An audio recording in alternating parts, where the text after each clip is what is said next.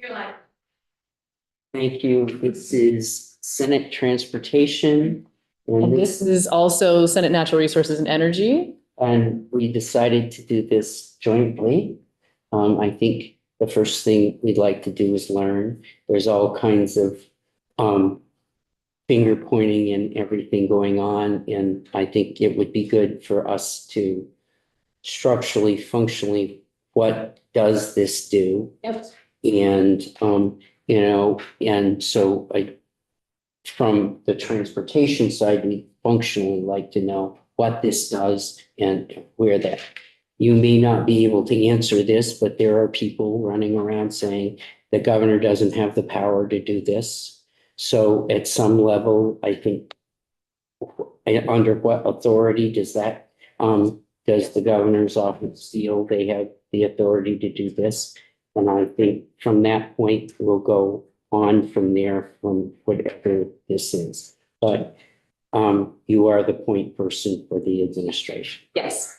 So I will share my screen. I have a set of slides to walk through the executive order and why we felt it was necessary.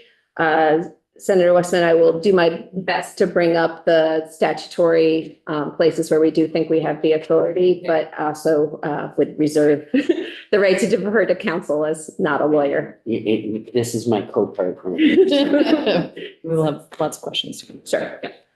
So just as I said, this is an overview of the executive order. And, first trying to lay out, I think there are a number of reasons why the executive order was issued and why now. The first is, and probably, or not even probably, and the most important is growing concerns about ratioing. And we'll talk about what that means.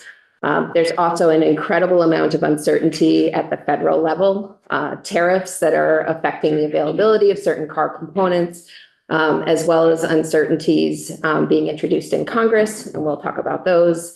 There's also a matter of timing. Vermont has adopted these standards to start with model year 26. Model year 26 vehicles start rolling onto Vermont lots somewhere between July and September, depending on the manufacturer. So we're coming up against that. And also CARB is sort of in parallel, I would say, with this executive order, working on some amendments to the Advanced Clean Trucks legislation.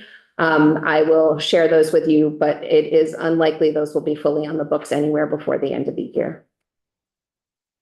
So first, in terms of what the EO does, it addresses ratioing by making enforcement discretion contingent on not engaging in this practice.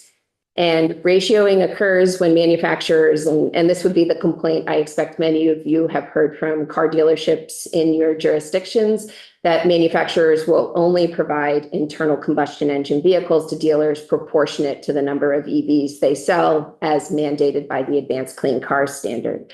I think it's really important to know this was not something that was anticipated when these rules were adopted. In some ways, this is a creative pressure play to implicate dealers in the EV rules.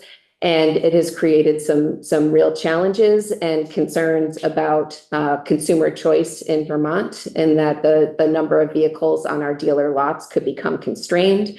The alternative to that would be dealers to take delivery of EVs proportionate to the number of internal combustion engine vehicles they believe they would like to have. That creates significant carrying costs for these local businesses. And then it also raises concerns about leakage, where Vermonters would then travel to out-of-state dealerships to purchase desirable cars that might not be available to them through Vermont dealers.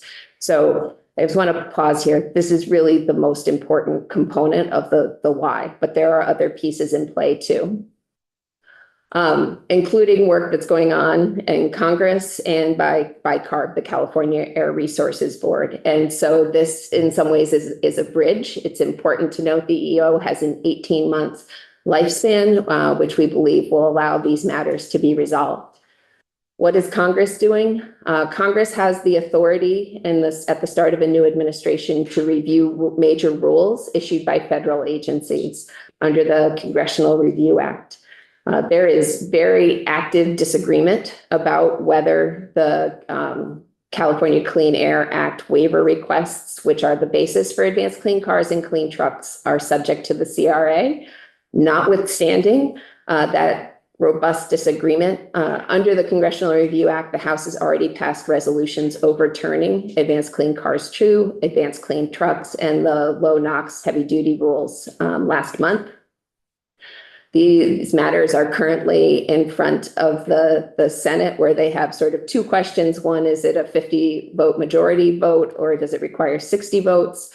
And then again, their parliamentarian has suggested to the Senate that these are not major rules and therefore not subject to CRA review. So lots and lots of churn and acrimony at the federal level.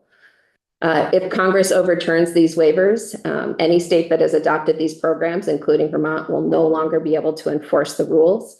That said, if Congress takes this action, it will certainly face legal challenges. And that's a long way of saying there is incredible uncertainty being created by work being done at the federal level right now. In addition, CARB both has proposed amendments on the table specific to advanced clean trucks and other ones that we understand they are contemplating for next year. These first three, they adopted at a meeting earlier this month. They will finalize those at their July meeting, and we can move sort of in lockstep with CARB to make these changes to the advanced clean truck rule in Vermont. We plan to file our amendments with ICAR in June. And anticipate we would be able to complete formal rulemaking by year's end. Again, these changes there isn't any Vermont flexibility in them. Our choice is to take them or leave them. I think they're all to the good in terms of helping gain compliance with the advanced clean trucks rule, and don't anticipate any reason that we wouldn't pursue them as offered by CARB. I do think it's important to note the first one, which is this increased deficit makeup period, really has the practical effect of CARB delaying enforcement of the advanced clean trucks rule until at least April of 2030. So it goes well beyond what action the governor took in his executive order. It also provides more flexibility around how credits are generated, and then how we're going to measure what engines are compliant with this heavy duty engines rule to, again, try to ease compliance in places where we know the technology just isn't there yet. In addition, we anticipate CARB is likely to propose additional amendments later this summer related to pooling. Pooling allows manufacturers to use credits earned in one state to meet the ZEV requirements in another state. This could be a boon or a bust for Vermont in terms of where those vehicle sales are taking place, and that it may not ensure that they occur here, but it certainly ensures that they occur somewhere in the country. That said, it would also be early 2026 before we could complete those changes through Vermont rulemaking. So what does the EO not do? It doesn't direct ANR to rescind the current rules, and that is also really important. I see this EO as supporting consumer choice by making sure vehicles are available to Vermont consumers in the numbers they want, but it also maintains the obligation of manufacturers and dealers to have sufficient vehicles. And when I say sufficient vehicles, I mean both internal combustion engine vehicles and electric vehicles available to Vermonters through the use of enforcement discretion and compliance flexibility. Vermont has had EV sales requirements in one form in place since the year 2000, and this EO maintains that. It also requires reporting to ensure manufacturers and dealers continue to promote and market EVs. And then just in terms of what's next, we are actively in active communications with CARB. We have biweekly briefings from them about the actions they're proposing to take and plan to move quickly to adopt rule amendments once they're announced. We continue to track what's going on in Congress. Our understanding is Congress or the Senate really would need to act by early June under the CRA. They only have so many days following the most recent election in order to act. And so that time is running short.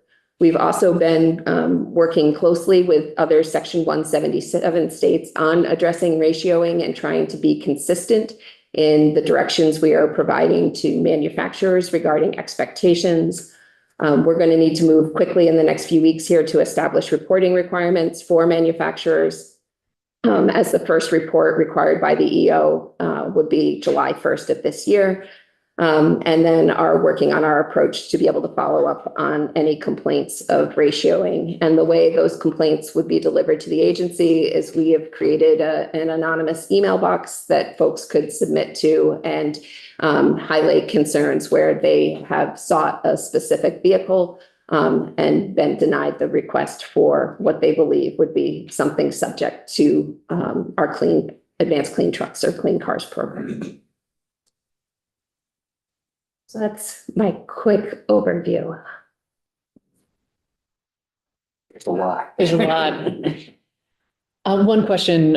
So you mentioned section 177 states. Can you just define what that is? Sure. So these are states that follow the California Clean Car Regulations. Well, I can go, oops, maybe I can't.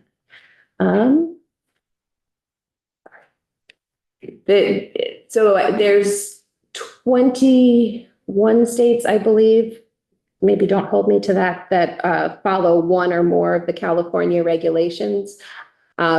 In terms of ACC2 and ACT, it's a smaller number. I have the ACT implementation timelines up there. I think it's noteworthy. At this point, Massachusetts, Oregon, and Washington have all also utilized different pieces of enforcement discretion around ACT. And anticipate additional action from Massachusetts as well as likely New York and New Jersey in the coming weeks that we are talking about our concerns, the messages that are being brought to us and trying to run to ground data that's being provided to justify the concerns. A lot of questions. I have more questions. Defer to other people. Go ahead. I have a relatively simple question, I think. So the ratios, if you could just talk more about the ratios and the anonymity, I just wonder about that. And please let us know, we've just in my family, we've had issues getting a hybrid car and had to wait a really long time. So would someone trying to buy a hybrid car and not having availability, is that part of this? Or are we just concerned with we're not being able to get an ICE car? No, I would say it works in both directions, Senator. We are concerned about Vermonters that would like to purchase an internal combustion engine vehicle not having access, as well as if we were to remove or repeal the rules entirely, you could create a scenario where manufacturers no longer have an obligation to deliver electric vehicles to Vermont. And we are working to avoid that scenario as well. Ratioing, I've heard a couple of different ways it's been described, but I think at the bottom line is if dealers need to sell 35% electric vehicles in 2026, it means essentially they would need to take delivery of one electric vehicle for every 2 internal combustion engine vehicles they sell. That 35% is modified by a set of credits that get real complicated real fast, but it's that balance. It may be actually closer to 20% or lower that dealers would need to sell once they apply all of their credits. But it still would be, you have to take the EV if you want the internal combustion engine vehicle cars. Yeah, and just to say it again, the only complaints I've heard are people not being able to get EVs. I have not heard any complaints about folks not being able to get internal combustion vehicles. Yeah, that's because the requirements kick in model year 2026. Like, this is a problem that is looming in front of us, not necessarily one that's looming over us currently. Yeah, I'm just wondering how likely it is. It would be But that- helpful for me to functionally, what does this do versus where we would have been? So I'm not sure I understand the question, Senator Western. So, what's the penalties that are lifted? Are trucks treated differently than regular car? What functionally is happening here? So this order lifts penalties, and the penalties range from a modest few $100s up to as much as $26,000 per vehicle. I think in cars it was capped. And are we talking 26 would be on like trucks or what am I talking? Correct. And I can get back to you with the specifics on that. My understanding is trucks are capped at 26,000, passenger cars are capped at 10,000.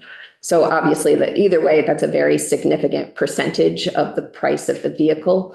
The ratioing goes beyond that in that it's not just that those vehicles would be subject to penalties. It's that manufacturers may not make them available for sale in Vermont absent this regulatory relief. So one of my concerns with this, one of my concerns with this is that by pushing out the enforcement deadline, it doesn't push out the timeline for adoption once enforcement comes into play. And so effectively, you have a steeper slope of adoption that will be necessary once enforcement kicks in, which makes it all the harder further down the line. And it makes me worried. So that's one thing. I'm wondering if you can comment on that. The second thing about that is it makes me worried that because it will be harder to enforce, well, for compliance in the future because of this, that this is somehow setting us up to step out of the clean cars and trucks rules altogether. Can you comment on either of those things? Yeah, I see this as allowing us to stay in the clean cars and clean trucks rules, that we are currently in a moment where they are increasingly untenable and I think going to have undesirable impacts on Vermont car dealers and Vermont consumers. I say there's some acknowledgement of the challenges we're facing through CARB and the amendments they're working on.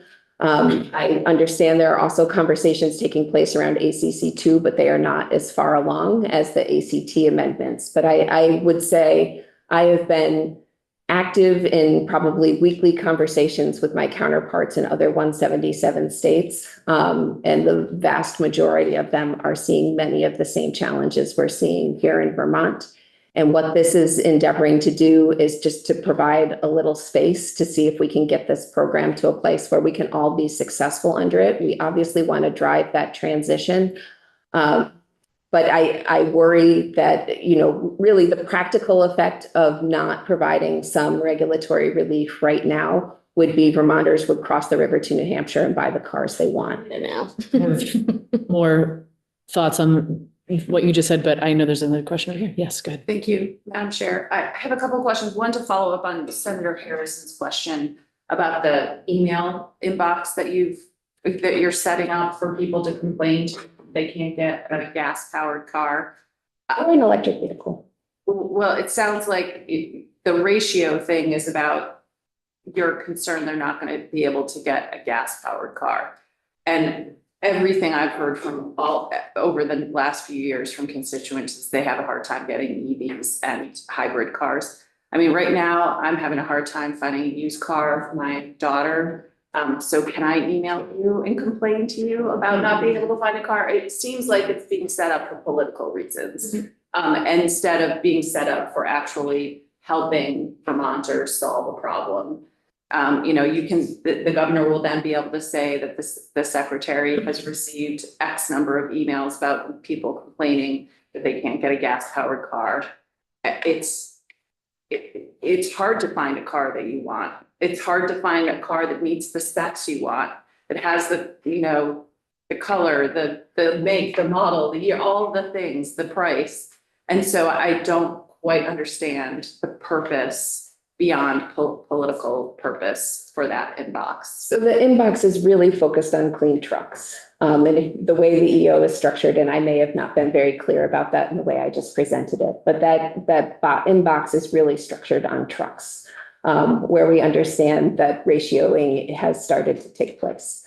I agree. There are challenges in the automotive market, and I think those challenges are likely to be exacerbated by tariffs and other uncertainties. And how we tease these things apart is going to be important. That's part of the reason to establish these reporting requirements about what our dealers and manufacturers are doing to continue to promote and market EVs in Vermont. It doesn't waive delivery requirements in terms of if somebody is looking for an electric vehicle up to the threshold that exists in the Clean Cars Rule, the expectation is those vehicles will continue to be made available. What we're saying is, if demand isn't there for these electric vehicles, that the response can't be to hold back internal combustion engine vehicles for sale to Vermonters. Are you working with the Attorney General's office on that? Because they have a consumer protection division that is supposed to like take complaints from consumers for this kind of thing, broader than obviously just cars and trucks. But, you know, it seems to me that if there's a vehicle, if there's a dealer that's not following the rules and hurting consumers, that should go through the AG's office. I think the challenge is they are following the rules. The rules didn't contemplate ratioing, don't prohibit dealers or manufacturers from engaging in it. And it is a concern that has been repeatedly raised to us. I have another question if I might, which is in the email that we got from the governor's office on this, one of the things he cited as the reason for the EO was the lack of charging infrastructure. And I mentioned this on the floor yesterday when we were talking about the T-bill. And I know we lost $20 million, I believe, the chair said, or from the federal government, yet another federal loss in funds that would help benefit Vermonters. But we only have like a little over $1 million in the transportation budget, if I'm remembering, Senator Westman, for infrastructure charging stations. So I'm wondering what you and the Agency of Transportation and the governor are doing to increase that amount of money in investments in charging infrastructure in areas of the state where there's not enough. So H289, which is the governor's climate omnibus bill, included a proposal to provide additional funding for electric vehicle incentives and charging infrastructure. And my understanding is the General Assembly chose not to take that bill up. So I think there isn't funding beyond what's in the T-bill as a result. Well, it was that section of that bill talked about in the context of the transportation bill. Because you can put parts of bills into other bills. Right. I'm just saying, like, there was a very clear proposal to provide additional funding for electric vehicle incentives and charging infrastructure, and it hasn't been discussed. Just as a follow-up to that, was that included in the governor's recommended budget? It was not. It's in his climate omnibus bill. Thank you. I have a couple of just like technical questions because the executive order didn't make as much sense to me as I had hoped it would. So the first thing, we have different model years for implementation between so I'm confused about what actually is delayed and for how long, because it's different model years. So what vehicles are you delaying? So When does it start, I guess?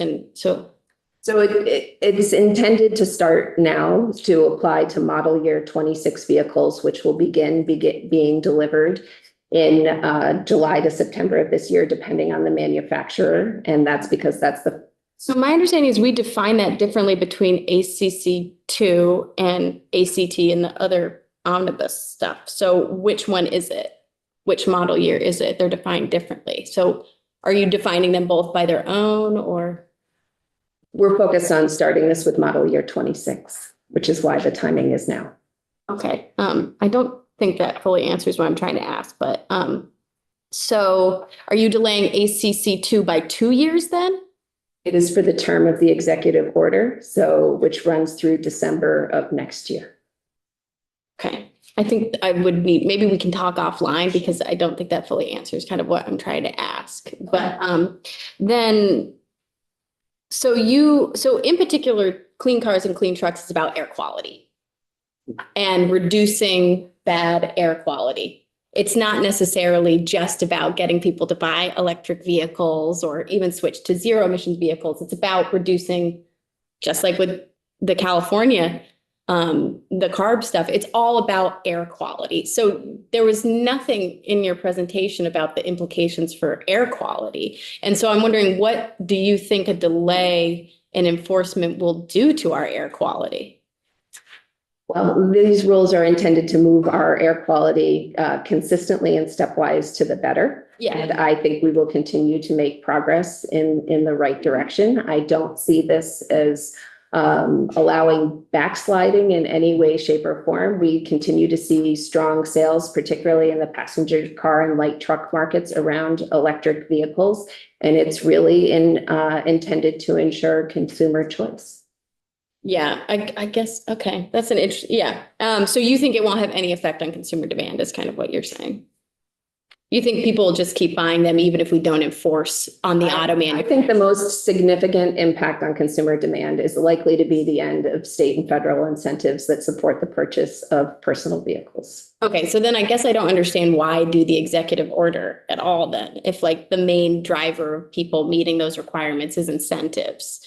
But so I guess then my other kind of big question is, you got a letter as the secretary of you got a letter along with the governor and others from the Speaker of the House, from the chair of Natural Resources, from the chair on the House side that asked you, because we had heard rumors and there had been a legislative attempt by Senator Beck to introduce a delay on the floor for this bill. It's not his phone, so. So why didn't you follow the guidance that you were requested to? Why did you do the full boat and not just the section that you read in the letter? Why decide between those two? Why go and not just do the part around what the letter had recommended? So you mean why advance clean cars in addition to advance clean trucks? Yes, which was the ask of, I think, a group of legislators who have been very closely following this. Not sure that I would see that letter as an ask. I would see that letter as offering perspective and indicating that a belief that the executive branch has the ability to act in this space without legislation, and encouraging us to look to do so around ACT if we felt the needs were there. We reviewed carefully all of the incoming we have received over the last, probably 24 months since we adopted these rules. Some of the concerns being expressed to us, the concerns that are being shared by other states also involved in the ACC2 program, and decided it was better to take singular action given the timing on both the concerns around ACT and ACC2. Okay, so it was more that you didn't see this letter as an ask to do something different, rather just a, hey, please don't do anything that would violate your constitutional responsibilities as an executive branch. Okay, that's not how I read the letter, but I totally respect your difference of opinion there. And then the last kind of big overarching thing which confuses me about this executive order is, when have we ever enforced the CARB regulations with financial penalties? Vermont. I can look into that. I don't know that we have. Yeah, so that's where I'm like, aren't we just giving something kind of to the auto manufacturers who are like shaking their fists with their lobbyists at us to say that you need to get rid of enforcement when we've never actually penalized them financially ever in the past? Like, it feels kind of like we're giving our chips away before we're even at the negotiating stage. So I would say two things in response to that. I can look into whether or not we've taken enforcement action before. I don't know that the idea that we haven't taken enforcement action doesn't mean that we wouldn't prospectively, and doesn't mean that it isn't perceived as a risk.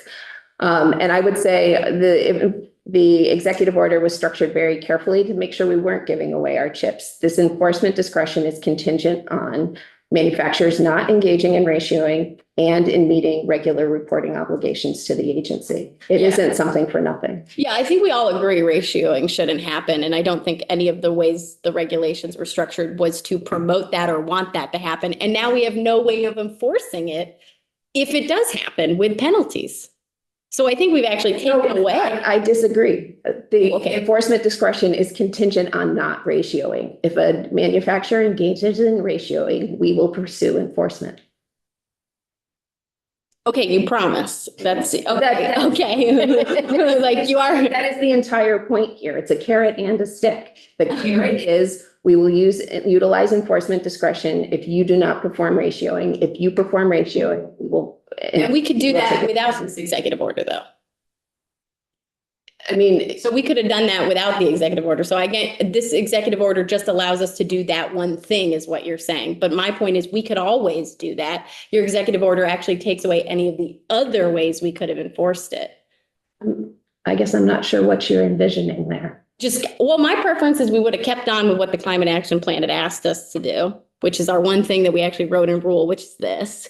But it's clear that that's not the direction of the executive branch. And I think we've really put ourselves, even if you don't agree, in a bad negotiating position where we've already given our hand to the large moneyed interests who don't want this to go forward. So that's all I'll say on that. But I appreciate your perspective and understand, I agree, ratioing is a problem. I don't think anyone envisioned in the creation of this regulation that is the goal. And without this executive order, we still could have addressed it. I guess I'm not clear as to how you see that would have happened absent the executive order. You could have always done it without this executive order. You're just calling this out that if you feel that that's one of the examples of enforcement you would do, is you always have had that ability. You did need the, Utilize enforcement discretion? yes. Agreed. So, okay. Andy. Thank you. So just to clarify, when in response to Senator Westman's question, you said that this executive order does delay enforcement, but the way I read it doesn't delay enforcement as your response to Senator White, it gives you the authority to delay. So it may or may not delay enforcement, Correct. right? And Yes. you do have authority to delay enforcement now under the current rules. Like you could have made this decision without the executive order. This just helps clarify, right? Okay. And I don't know if I agree that we all think rationing is bad. There could be reasons that you want the manufacturers to meet the rule. If we're going to say it's a good rule, which we did because we enacted it, that we want to have more EVs. So if the dealers are saying like, we're not selling EVs, you might want the manufacturer to say like, well, you guys got to try a little harder.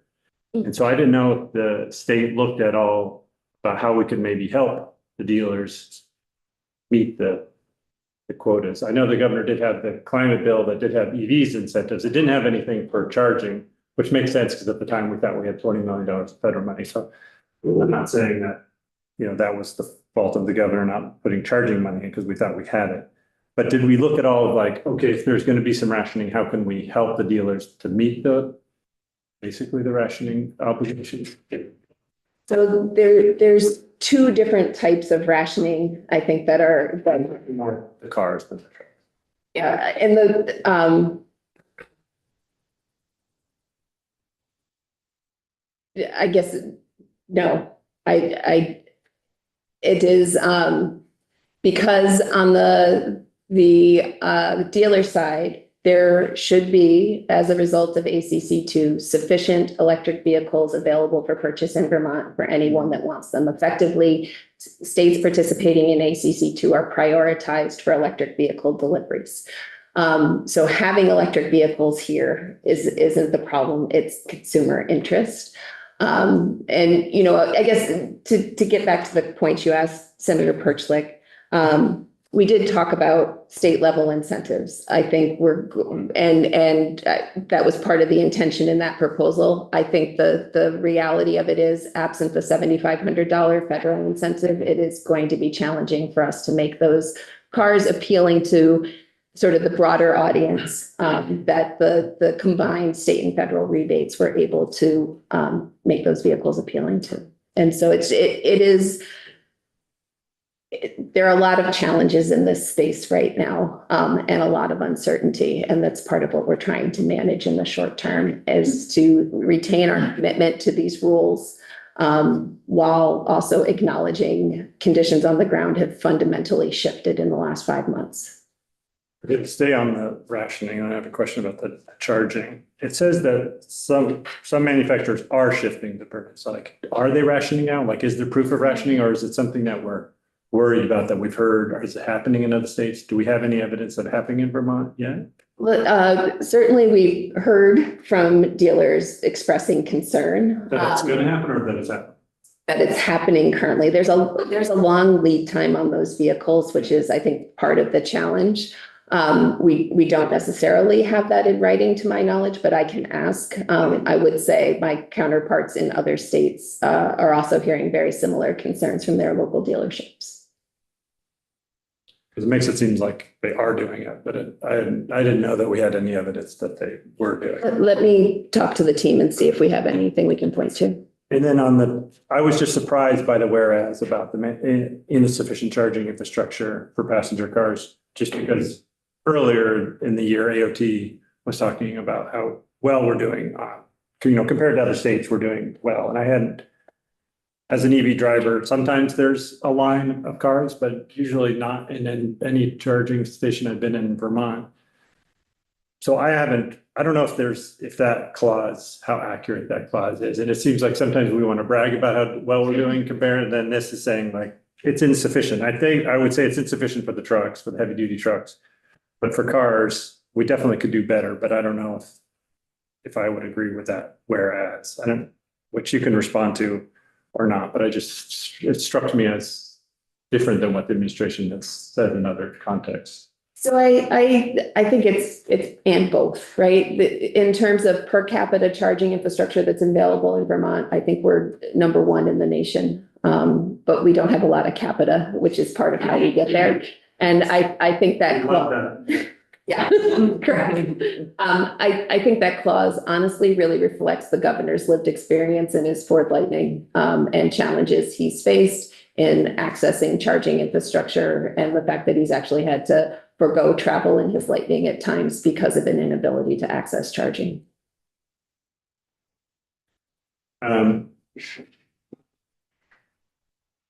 You talk about that you could do some of this stuff now. Oh, so what would be the earliest date that you could have penalties now? I think it's effective model year 26. They have to meet it through model year 26. So is it like the first date that a model year 27 get to resume? That's when you look back at 26 to see if they've met the requirement. So does that take you to So what year? you're Like how far ahead are we? going to get well beyond my knowledge in this space, but there is an entire series of credits. And I think the problem is it will be hard to know until you're not in compliance. And I think it's 3 years. So we're a little bit. Thank you. Yeah, so we're possibly a little bit ahead of the problem because it could be 3 years before we know we're even going to issue a fine. But this is saying you can, within the next 18 months, you won't issue a fine, but we probably wouldn't issue a fine in the next 18 months anyway, because it might take 3 years to know if they did meet the 26. Correct. I think that's it. I just want to be clear about when we talk about charging facilities, I think this conversation has been about public charging facilities. But most folks who have an EV charge at their house, which is really effective and super convenient. And that program is through the utilities, the electric utilities, and I'm presuming that that's still continuing. Yeah.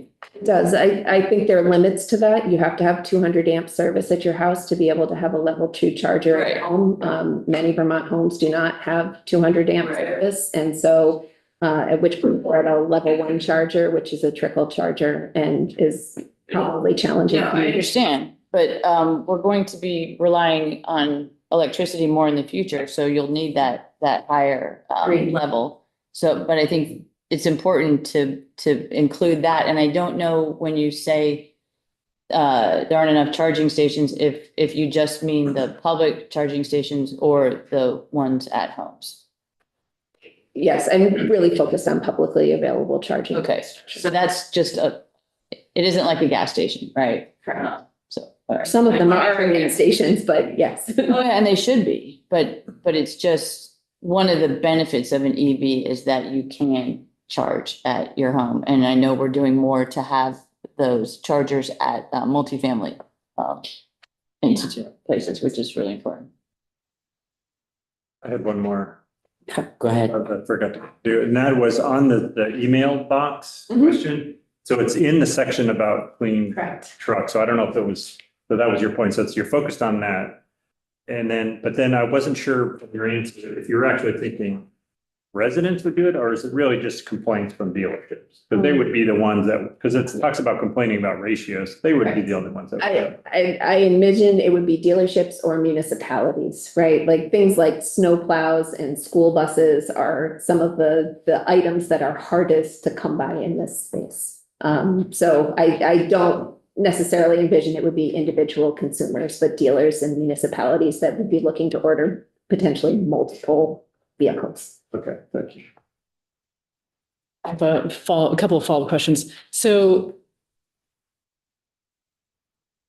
the money that was proposed in H 289 was not in the governor's recommended budget. Can we expect to see substantial infrastructure money going to EV charging station in next year's GovRec? I would like to say yes.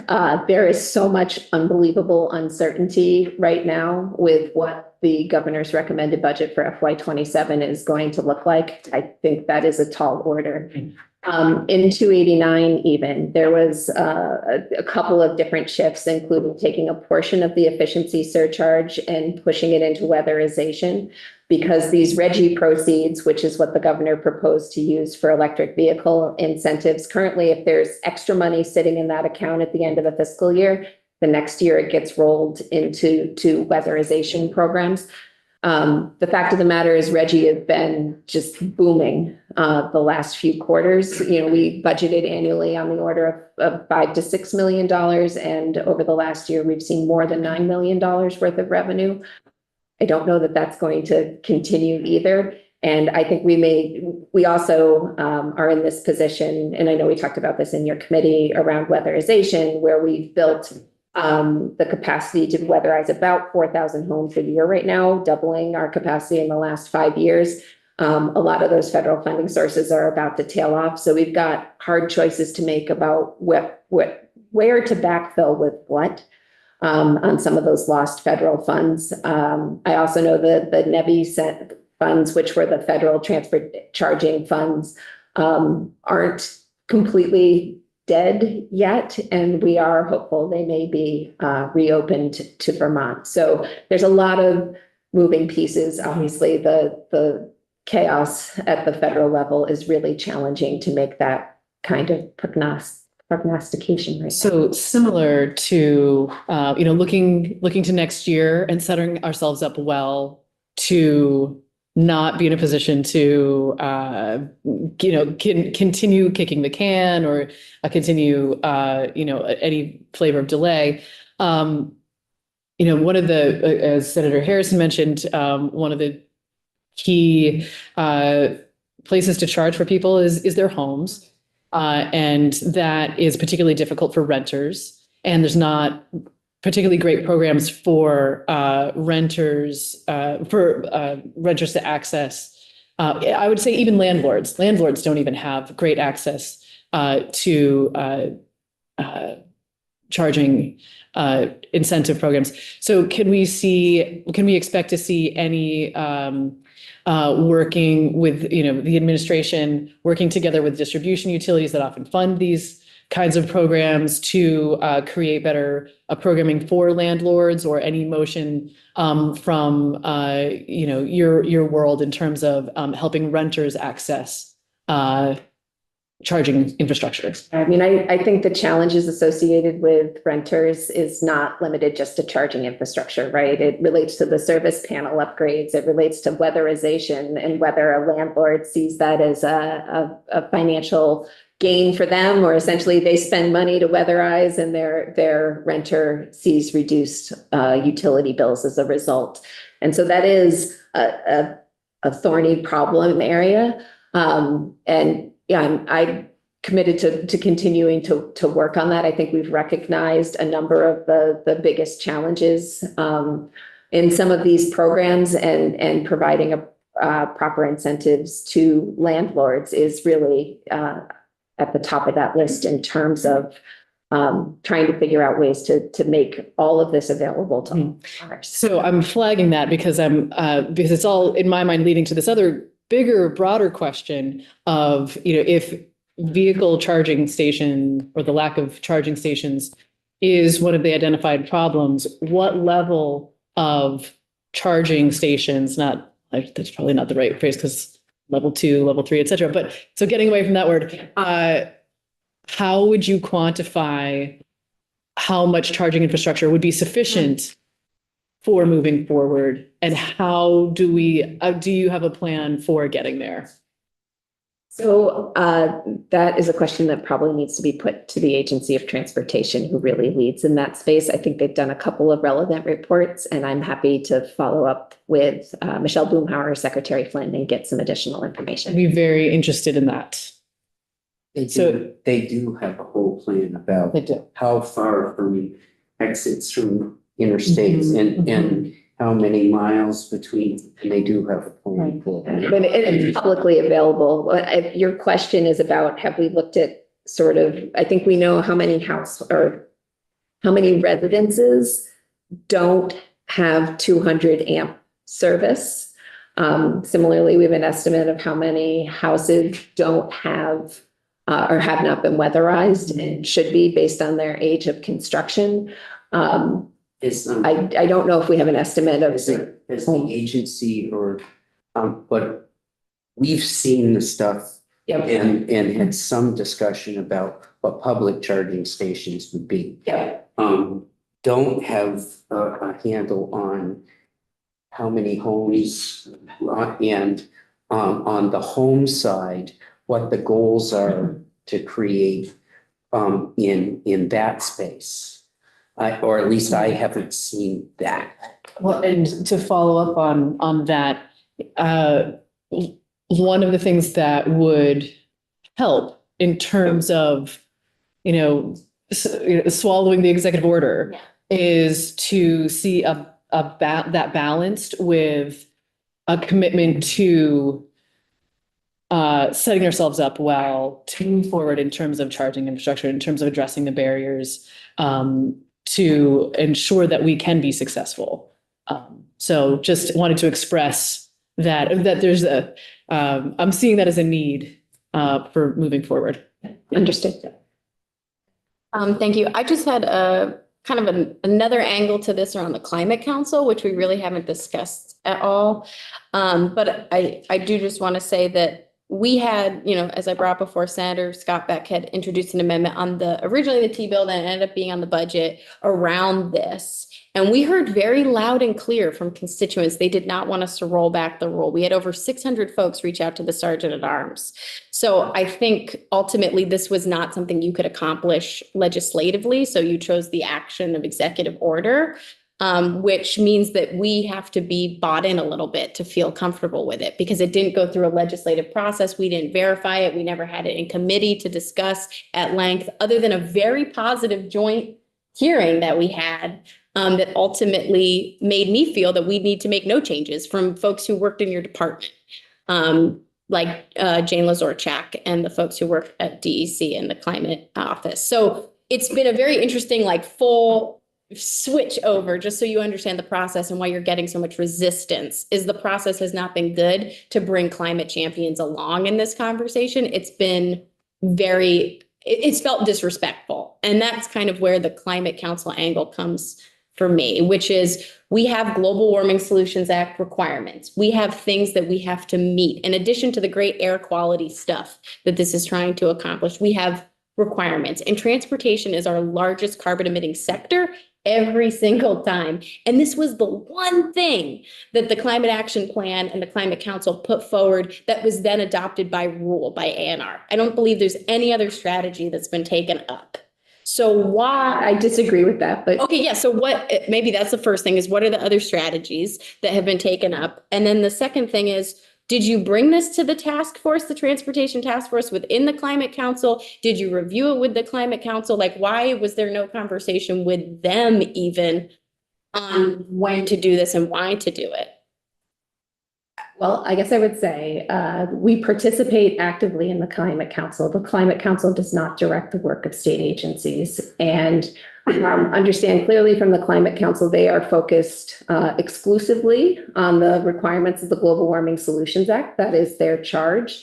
As the executive branch of government, we need to look more holistically across the Vermont landscape and impacts that will be felt by Vermonters and Vermont businesses, and made this decision accordingly.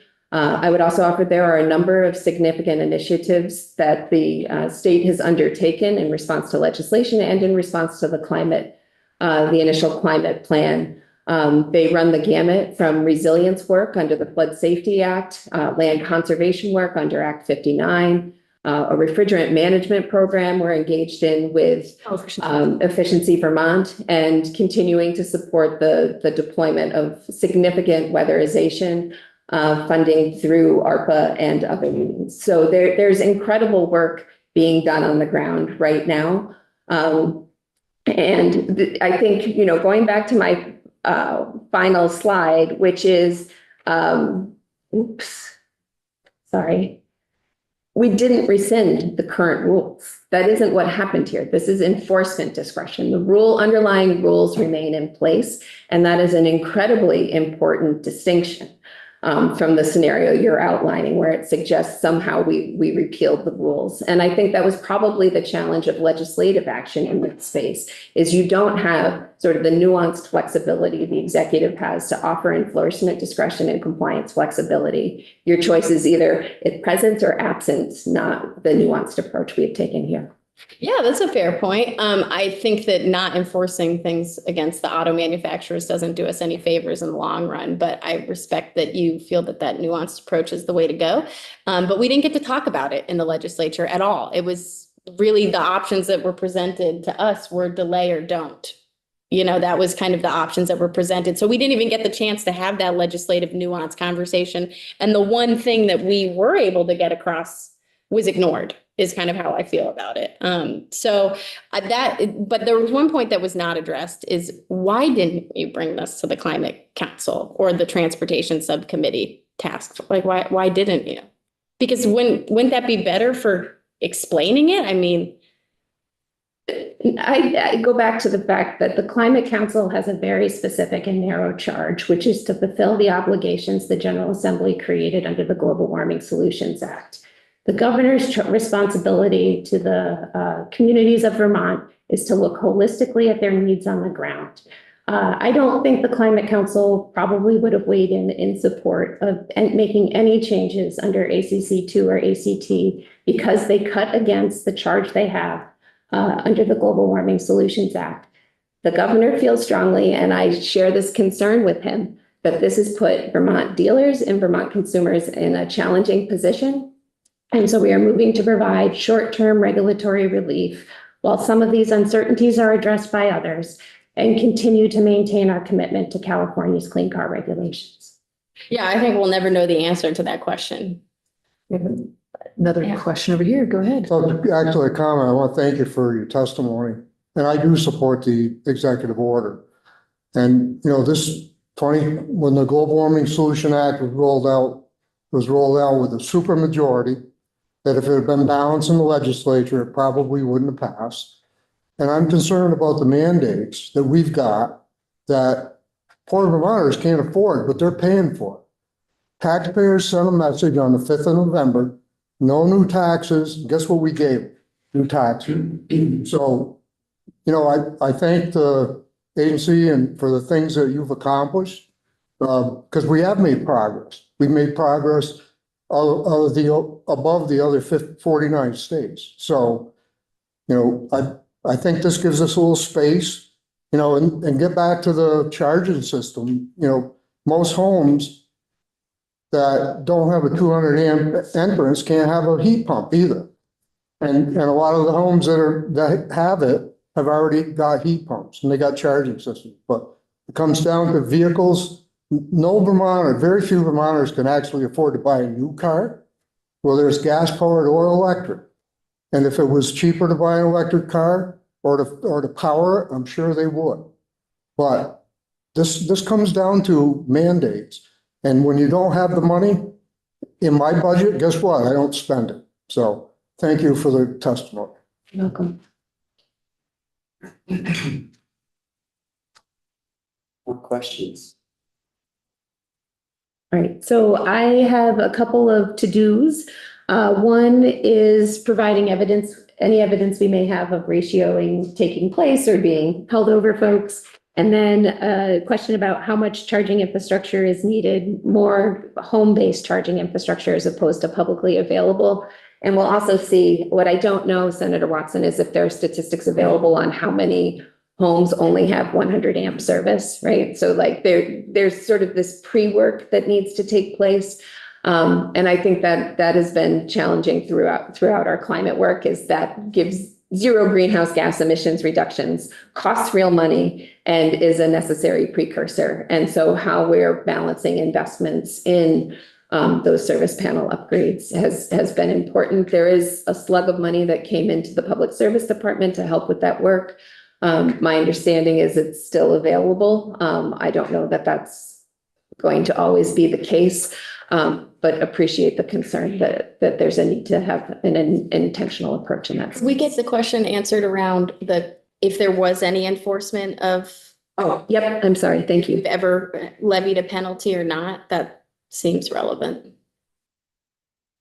And then, Senator Harrison. thank you. One more thing on the chargers. Can you get us the number of home chargers that have been installed? That would be really helpful. Yeah, I think we'll probably be limited to people who have taken an incentive, like if somebody did it on their own, but in terms of the utility incentivized ones or dealer incentivized ones, we should be able to grab those. That'd be great. And that's helpful to know that that'll be not the full total.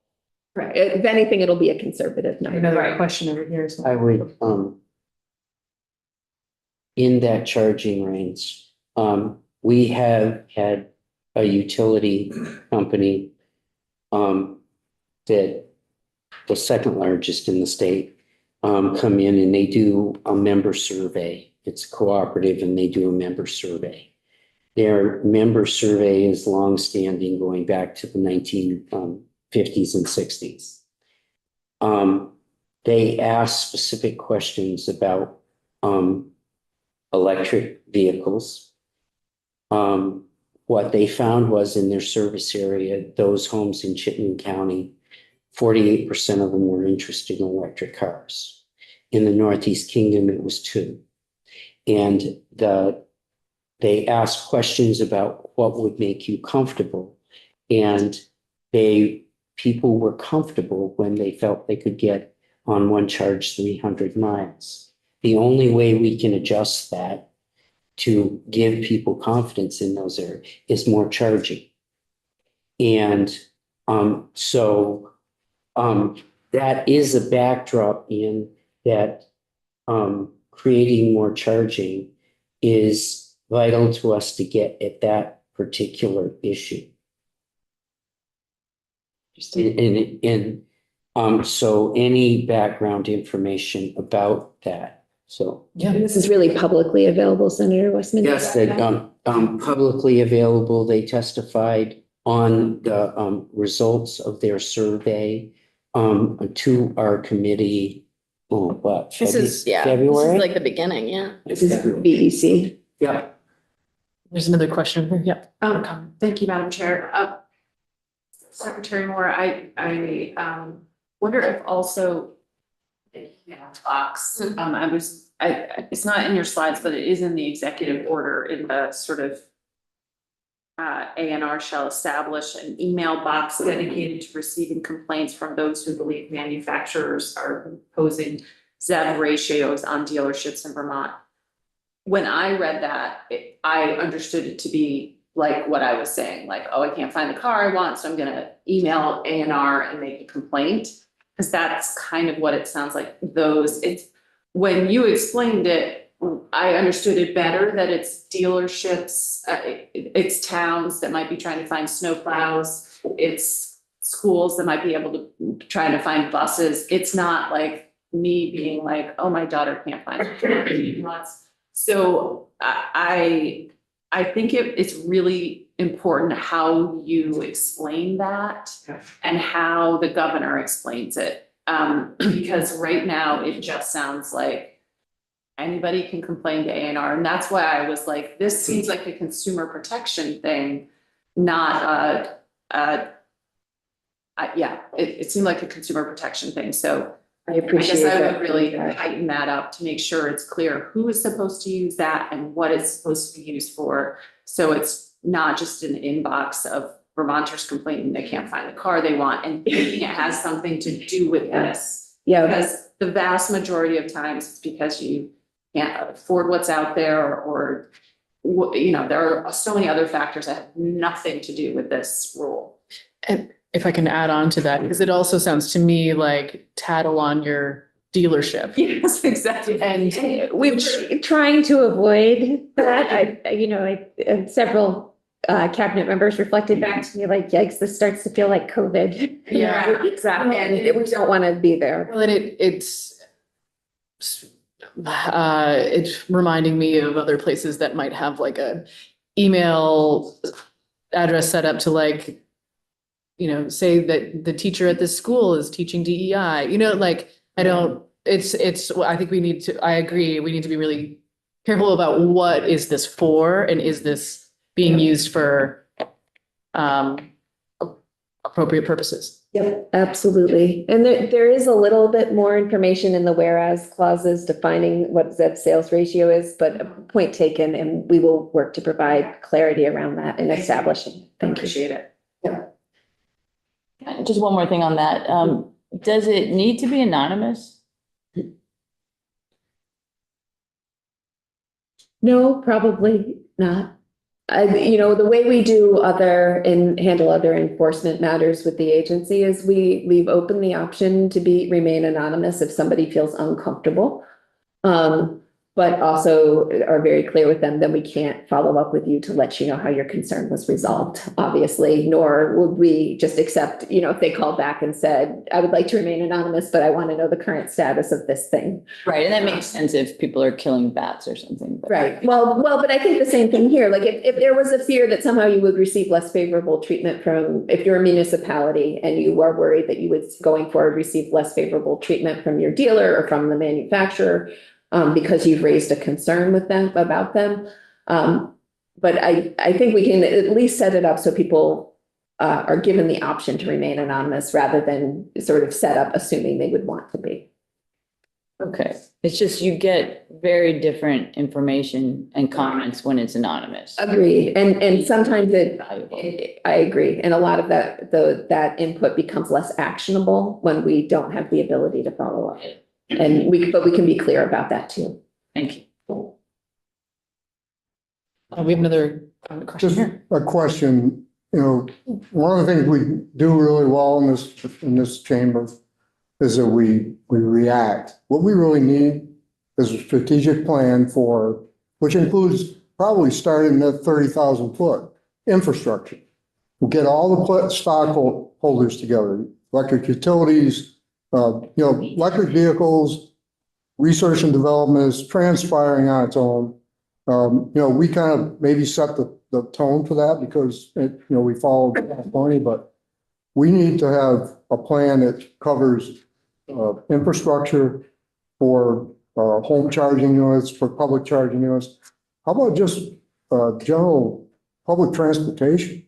I mean, Senator White and I have had discussion before. We're really never going to fix the problem until we break the habit of everybody has to have their own car with their own music and get people a carpool. But we need a plan, we need a vision for Vermont, and we need to get everybody to weigh in on it as stakeholders. So Senator Williams, you're so correct. And we actually did this. yes, we do. We did this. So we've done this actually like 2 or 3 different times, Well, depending on how you nobody frame it. knows about it. I have a printout of it if you want it. Well, We've got a transportation carbon reduction strategy, Why and are one we of doing them, it then? because one of the recommendations was to do this, that they're delaying.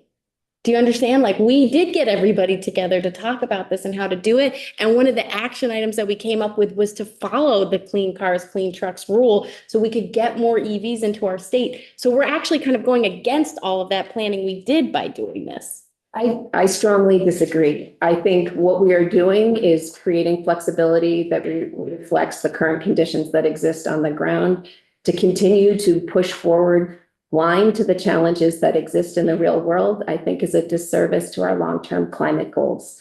To me, this is a modest step to create a little bit of space while some of the dust settles at the federal level in particular.